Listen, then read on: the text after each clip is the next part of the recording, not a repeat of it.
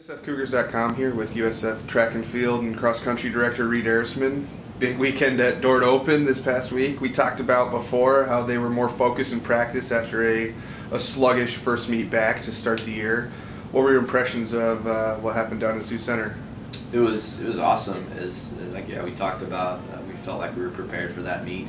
We talked about this week about I gave them an analogy of my dog, and we talked about being a believer in what we're doing, and when we step to the track and we step to the ring or the runway to believe that we're going to have good performances. Not that was what made us have great performances, but I think we went in there believing we were going to do well. I think we went in there knowing what we had done for that week of practice and the 2 weeks prior to that, and just looking at heat sheets going into that, I knew that we would have some people that would step up and win some heats that maybe haven't won some heats in the past, and just have some success. I mean, of 32 events that they had, we won 10 of them. As I go down the list, we had Xavier in the long jump, we had Scott and Courtney in the pole vault, we had Trey in the 600, we had Jace in the 800, we also had Sarah in the 60, we had Jonathan Rowe in the 55 actually, converts to a 60. We had Ashley Ostrom in the shot put, won those events, and so and we also had 8 top 10 performances. That puts us at 35 on the season so far, and that puts us at 4 school records. Jonathan converted to a 693, which was a school record in the 60, and so we have 4 school records on the season so far. Our goal is 8, and so we really came away from that meet with some really good performances in our top 10 performances, and also just event winners. So it was a real shot in the arm, and really proud of how they took what I talked about in terms of believing in good performances, and waking up that day knowing they're going to have a good day. And not to step on your toes, Jessica Justin in the yes, 200 as yes, well. It's hard when you rattle off people. Yeah, that's I mean, like you said, 10 wins. But yeah, Jess had a great meet, ran a great 55, ran a great 200, and but it's just good to see some people like Trey's running really well right now. Tyler Slava's running really well. Israel Parsons ran a really good 800. Good won his heat, good confidence booster for him. He'd been in that faster heat, might have ran a little bit faster there.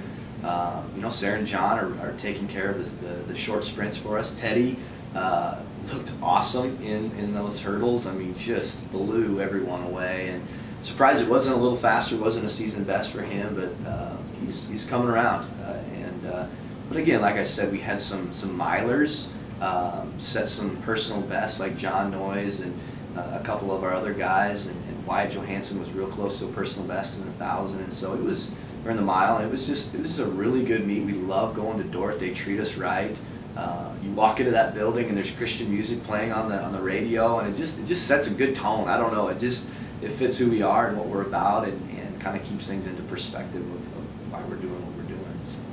And on the same line as who you are and what you're about, pole vault, you lead the country in men's and women's, and by a pretty good margin on both sides. And on the men's side, it's Scott Greenman 1, Jagger Grant 2, and then a pretty sizable gap, seems like, to the rest of everyone. And you have 5 provisional qualifiers right now on the top 16 or something like that. So, yeah. And the women's side, Courtney Crandall leads it. I mean, what's clicking for those 2 right now? And then as well on the men's side, I mean, the depth you guys have. Well, Scott, I mean, he's pieced together probably 2 of the best jumps this season in his career. First meet out, and then this meet jumping over 17.2 and 17.4, and we moved him to an 8-step. He was on a 7-step approach. We moved him to an 8 this week. Didn't really know how that speed would change things, and he did. He handled it very well. And then Courtney, she came in this fall focused. She's been just doing a really good job of training and speed work. Technically, we're still not where we want to be probably. I mean, she took shots at the school record, was real close on one attempt, and brushed it off with her chest. That was 13.7 3/4. So I think there's more in the tank for her. There's more in the tank for Scott.